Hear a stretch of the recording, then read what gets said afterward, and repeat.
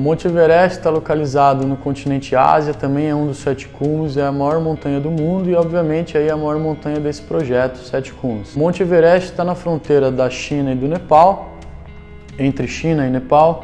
O lado norte é o lado chinês, como a gente chama comumente, e o lado sul é o lado nepalês. Hoje as nossas operações são focadas pelo lado nepalês, pela facilidade logística, ou seja, a acessibilidade, a chegada de alimentos frescos, né? O carregamento feito com iaques, a montagem de um acampamento base estruturado, a permissão para que a gente tenha helicópteros voando no campo base, né?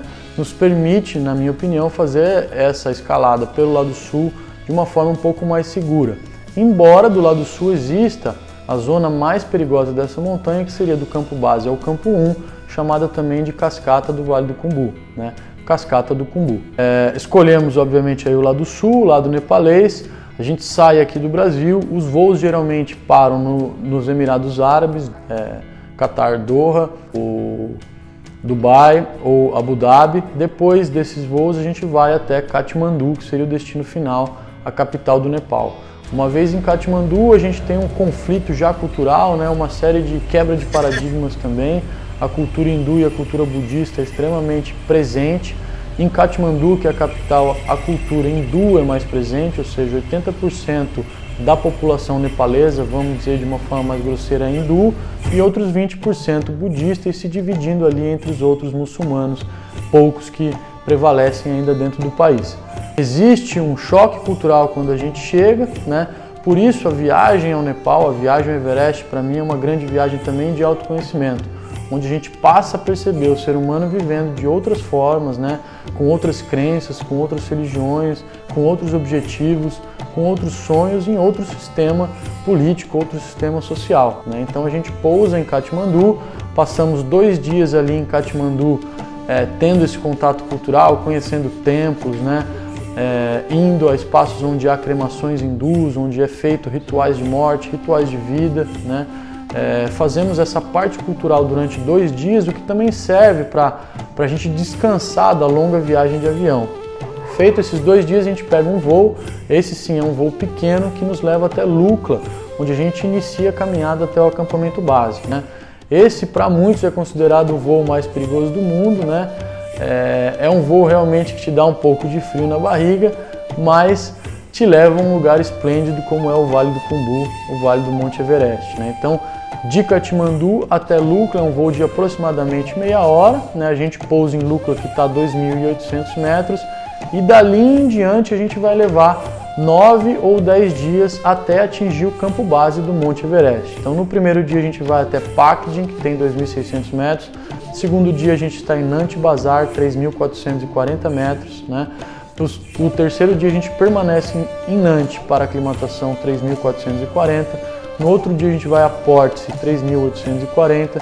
No outro dia a gente sobe a Jingboche, 4.400, onde passamos 2 noites também. De Jingboche a Lobuche, 4.900 metros. De Lobuche a Gorakchep, 5.100 metros.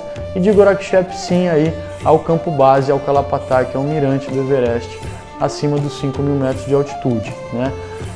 Feitos 10 dias de aproximação, chegamos ao acampamento base do Monte Everest, tiramos um dia de descanso e aí culturalmente, já no dia seguinte, é feito um puja. Um puja é uma cerimônia budista onde vem um lama do vale, né, nesse dia pela manhã, e a gente faz essa cerimônia durante a manhã toda. Então, uma cerimônia de rezas onde a gente pede a permissão para Deus a Mãe, que é o Everest, para que a gente possa escalar essa montanha.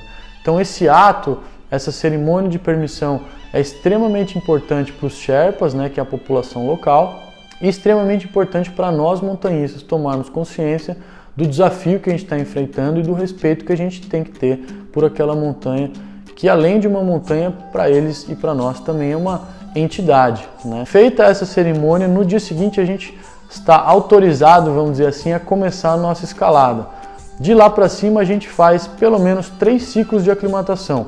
Um primeiro ciclo a gente vai até metade da cascata de gelo, a gente faz um reconhecimento desse ambiente, aprende a caminhar sobre as escadas de alumínio, aprende a lidar com o sistema de corda fixa e com a instabilidade desse local, dessa primeira parte.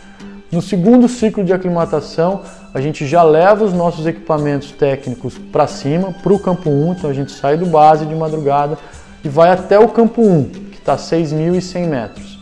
Nesse segundo ciclo a gente dorme uma noite no campo 1, no dia seguinte a gente vai até o 2 e volta para o 1, dorme no 1 de novo, né? Depois do 1 volta para o base e descansa, feito o segundo ciclo de aclimatação. Nosso terceiro ciclo de aclimatação, após uns 2 ou 3 dias de descanso no campo base, consiste em subir ao campo 1, dormir, no dia seguinte ir ao campo 2, dormir, no dia seguinte descansar, no dia seguinte ir do 2, tocar o campo 3 e voltar ao 2, dormir no 2 novamente, depois dessa noite no 2, do 2 ao campo base, retorno direto. A gente está preparado ou aclimatado para a subida final ao cume. Como que é feita essa subida ao cume? Feitos 3 ciclos, a gente desce ao acampamento e começamos a analisar de forma bastante criteriosa a previsão climática, tentando encontrar a melhor janela de bom tempo. Essa janela costuma vir na segunda quinzena de maio, né? Contando que a gente chegou no começo de abril, são 2 meses completos de expedição que a gente precisa. Escolhido o dia, escolhida a janela, saímos do campo base, vamos ao campo 1, dormimos uma noite, vamos ao campo 2, dormimos uma noite, no dia seguinte descansamos no campo 2. No dia seguinte subimos ao 3, dormimos no 3 e nesse ponto, que é chamado Zona da Morte, a 7.000 metros de altitude, a gente passa a usar o oxigênio engarrafado, o oxigênio suplementar. Então do campo 3 a gente dorme já com oxigênio a níveis baixos e no dia seguinte vamos ao campo 4 já utilizando oxigênio. Chegamos no campo 4 a 8.000 metros no final da tarde, descansamos algumas horas para sairmos ao cume, aí no máximo às 10 horas da noite desse mesmo dia. Tacamos o cume às 10 horas da noite, chegamos o cume por volta das 9 da manhã, em média demora-se de 10 a 12 horas do campo 4 ao cume do Everest, né? Seguindo um ritmo bastante lento, escolhendo também as melhores janelas e com menos gente para que a gente possa ter uma velocidade de deslocamento compatível, né, com o nosso treinamento ou com o nosso esforço feito até então. Então esse dia deve durar entre 10 e 12 horas, dependendo do ritmo, até o cume, né, e mais 5 ou 6 horas de descida também, dependendo do ritmo e da destreza de cada um. Aí no mínimo a gente teria 15 horas de atividade nesse dia. Fazemos o cume, retornamos ao campo 4, né, ainda com oxigênio engarrafado, passamos a noite no campo 4 para só no dia seguinte descer do 4 diretamente ao campo 2 e aí sim se livrar do oxigênio suplementar para no dia seguinte do campo 2 descer ao campo base e finalizar assim a escalada. Não precisa nem dizer que dentre todas as 7 montanhas, o Everest é a mais desafiadora dos 7 cumes, é a mais alta dos 7 cumes, é a que demanda mais tempo, né? São 2 meses de expedição e envolve aí, obviamente, todos os pré-requisitos técnicos, físicos, emocionais, né? E hoje a Grade 6 prepara as pessoas com 5 passos recomendados, que são pré-requisitos, quer dizer, para essa expedição. Lembrando que a escalada em alta montanha ela é contada ou ela é considerada quando a gente sai do campo base, vai ao cume e retorna ao campo base, né? Aí sim a gente tem a escalada terminada. Para além disso, na minha opinião, né, a escalada se termina efetivamente quando a gente chega em casa, chega no Brasil, consegue estar na nossa cama com as pessoas que a gente ama, aí sim a gente consegue se sentir no cume realmente, né?